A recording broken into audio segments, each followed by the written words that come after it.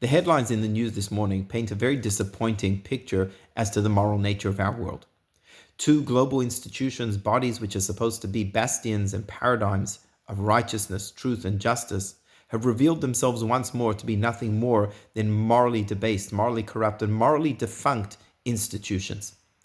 In the United Nations Security Council, they observed a minute's silence for Ibrahim Raisi, the Prime Minister of Iran who died in a helicopter crash 2 days ago. This is a man who by his own people was labeled the Butcher of Tehran, a man responsible for hundreds, if not thousands, of deaths of political opponents, and also who orchestrates and coordinates global terrorism via proxies such as Hamas in the Gaza Strip, Hezbollah in the north in Israel, and exporting terrorism globally around the world. And yet, in the United Nations Security Council, a place which founded after World War II was there under the banner of never again to prevent genocide, oppression, and abuse of human rights, celebrate and commemorate the memory of this monster.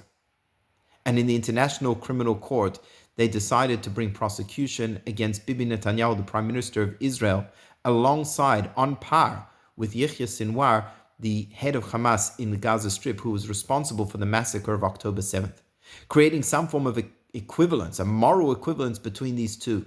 Netanyahu, who heads the Israeli army, fighting a just war to protect its citizens, taking painstaking care at our own risk to protect civilians, innocent civilians in the Gaza Strip, putting him on par with someone who massacred women, elderly, children, abducted hostages. How morally corrupt is this institution? So it paints a very sad picture. What do we make of this? Bahashgacha Pratis, today's Daf Yomi that I was teaching in my shir, I believe, gives us a message of hope, a message of putting into perspective what we see in the world today and what we can hope for the future.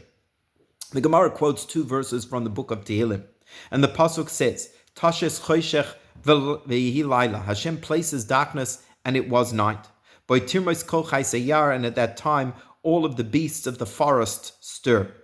The pasuk continues that at that time tizrach hashemesh v'yasefun, that the sun will rise and they are gathered in, v'omaynasam yibatun, and they will crouch in their dens.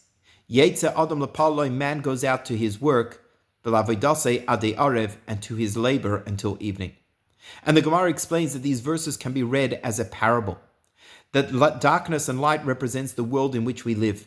Night is a time when there is no clarity, when things are cloudy and there is confusion, where there is darkness.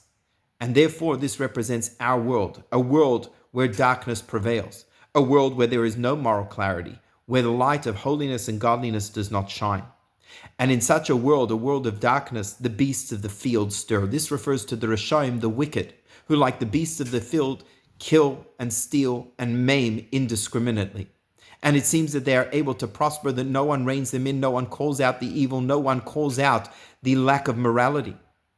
And whilst that may be the state of the world now, when it is dark, when it is nighttime, but eventually the sun will rise. And when Tizrach Hashemesh, the sun will rise with the redemption, when Olam Haba comes to us, then the tzaddikim will be rewarded and the wicked will be punished. Ye'asefun, they will be gathered into their punishments in Gehenna, in purgatory, but the tzaddikim, the righteous, will go into the ma'onos, into their palaces and abodes to enjoy the rewards for being righteous, holy, and moral in the face of the darkness and evil of the world. And this is when a person goes to their work, that they will go to enjoy the fruits of their labor, if they've completed their life in a righteous and holy manner.